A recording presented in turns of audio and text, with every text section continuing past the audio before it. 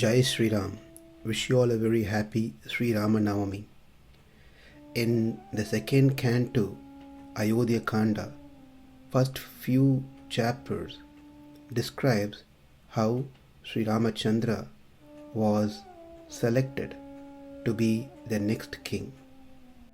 When King Dasaratha revealed his mind to the assembly that he has been carrying the burden of being a king for many years and his body is now becoming old. Prapya varsha sahasrani bahunyayamsi jivatah. Therefore, I want to take some rest.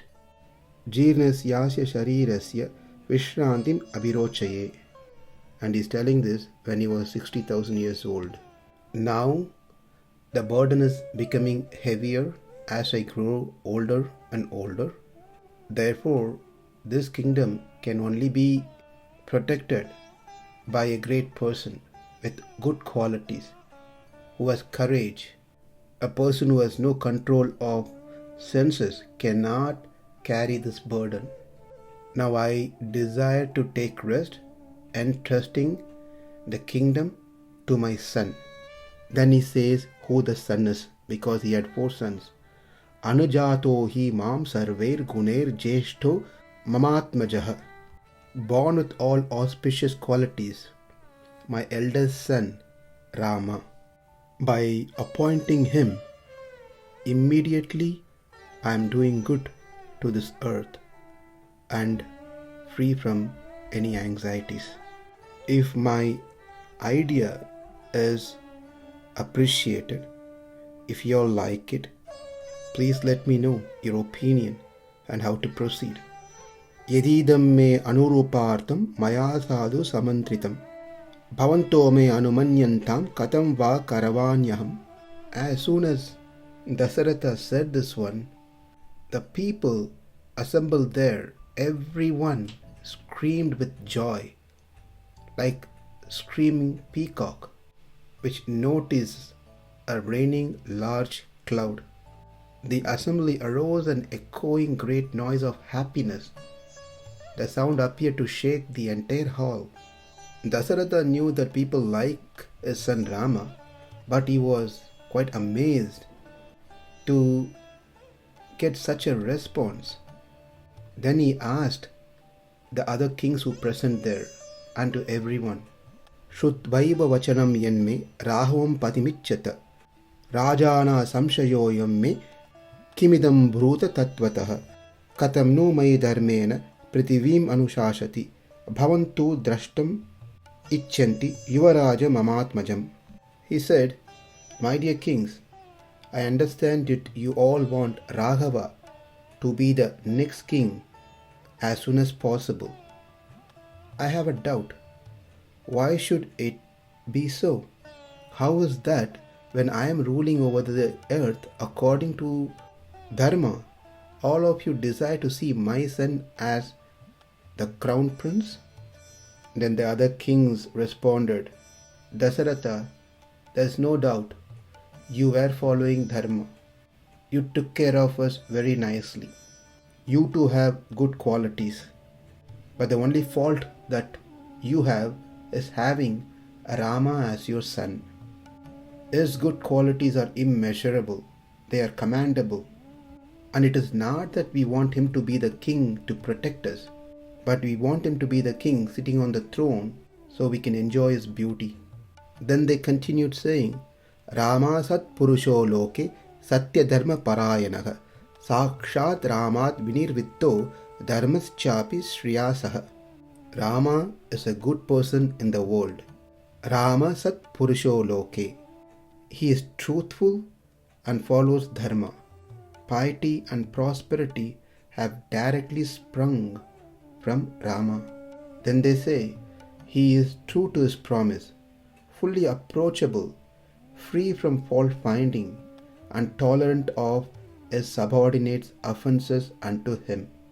Dharmagnya satyasandascha Sheelavan anusuyakaha kshantaha santvavita kshilakshanaha kritaknyo vichitendriyaha. He consoles the angry and distressed. He speaks pleasingly. He is grateful and devoid of restless sense enjoyment. These qualities are quite important, what has been mentioned here. One must know the dharma, what to do, what not to do. One must be true to his promise. One must be fully approachable, accessible, free from fault finding, and tolerant of his subordinate offenses unto him. Then console the angry and distressed. Then they continue, Priyavadicha bhutanam satyavadicha ragavaha bahushutanam vriddhanam brahmananam upasita. He speaks pleasingly to all beings, and he speaks the truth to benefit everyone. He serves his elders who have learnt a lot of scriptures and who are fixed in spiritual knowledge. Priyavadicha bhutanam satyavadicha raghavaha. Even we speak pleasingly, but only to those whom we like, or we speak pleasingly even to those whom we may not like because we want something from them. But Rama was not like that. He talks in a pleasing manner to everyone. Just because he is speaking pleasingly doesn't mean he doesn't speak truth. The general practice among us is, if we have to speak pleasingly to someone, then we cannot convey the truth. If we have to convey the truth, then it cannot be pleasing. Therefore, in many situations we avoid speaking. But Rama was not like that. He was speaking the truth, but in a pleasing manner. It is said, Satyam bruyat priyam bruyan na bruyat satyam apriyam. One should speak the truth, satyam, and do so pleasingly. One should not speak the truth displeasingly. So Rama, he neither speaks the truth displeasingly nor speaks untruth pleasingly. He does this to benefit everyone. There are people who speak nicely, pleasingly to their family members, but to outside they are very harsh. There are other kind of people where they are very good to outside people. They speak very pleasingly, respectfully, but when it comes to inside, within the family, they are very unkind. Some of them are very rude. Whereas Rama, both inside and outside, was same. Where did Rama get these qualities?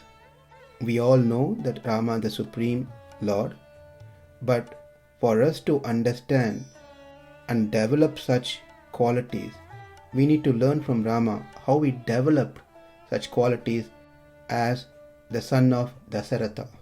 That is answered in the second line of the sloka that we just recited. Bahushutanam vriddhanam brahmananam upasita. The good qualities does not come by reading some books of how to become good. Does not suddenly appear one Sunday morning. Then how do one develop such qualities? And that is what is said here. Rama served his elders. Any elders by age, by knowledge, must be served. Rama was serving them and learning from them. Nowadays, if we know little extra than the other person, then we don't want to hear from that person. Our ego stops us. But the sign of knowledge is humility. If we think we are great, then the knowledge we attain is going to be of no use. The secret to retain the gained knowledge is by serving the elders. Secondly, the knowledge which gained by our own effort will not stay longer.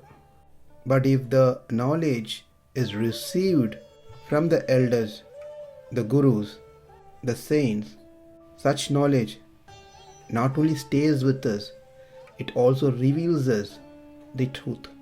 This is exactly the advice that Mother Sita gives to Ravana in Sundarakanda, 21st Sarga. She asks Ravana a question. Iha santo nava santi sato va nanu vartase. O Ravana, in your country, in Lanka, don't you have any good people? Not even one good person where you can serve them, follow them, learn from them? Tatahi viparitate buddhi rachara varjita.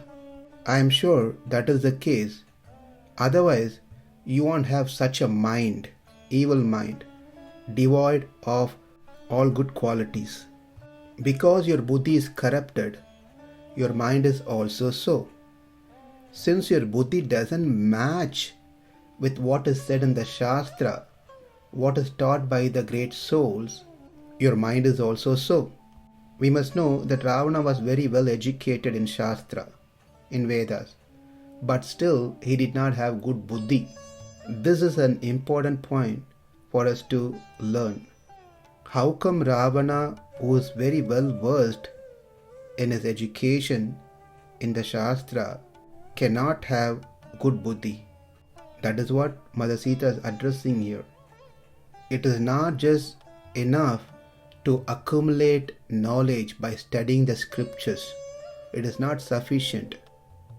One must serve the great souls to retain that knowledge or to understand the truth of the received knowledge.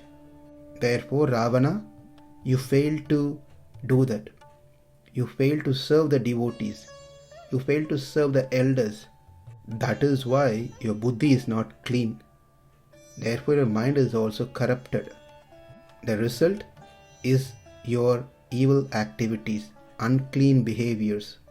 Many people think that spirituality can wait, whereas other material activities needs to be given priority. The truth is, nothing needs to wait.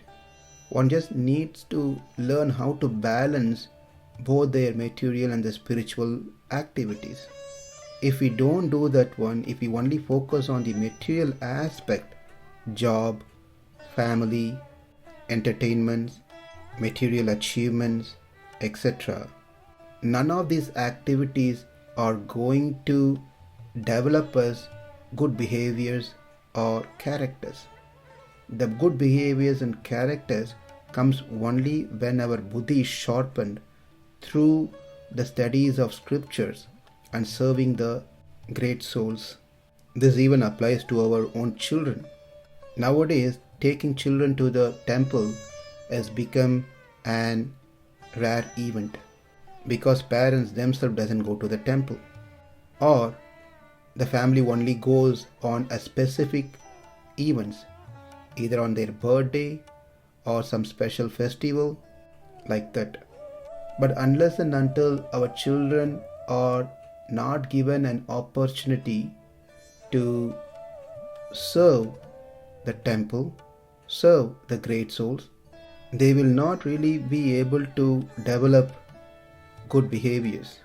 If they only focus their time with friends, parties, movies, games, etc., then where is the chance for their buddhi to develop spiritually? If their intelligence is not spiritually developed, their mind is not going to be so. If their mind is not clean, then their activities are also not going to be clean. Unless they, that includes us, serve the devotees, serve the great souls, we will not be able to develop good qualities. If we say, no, I do have good qualities, then its sustainability is questionable. Anyways, now after speaking the glories of Lord Rama, answering the question of Dasaratha, why they all wanted Rama to be the king, then they concluded, Tam deva devopamam atmajam te sarvasya lokasya hite nivishtam hitayana kshipram udada justam mudabhishiktum varadatvam arhasi.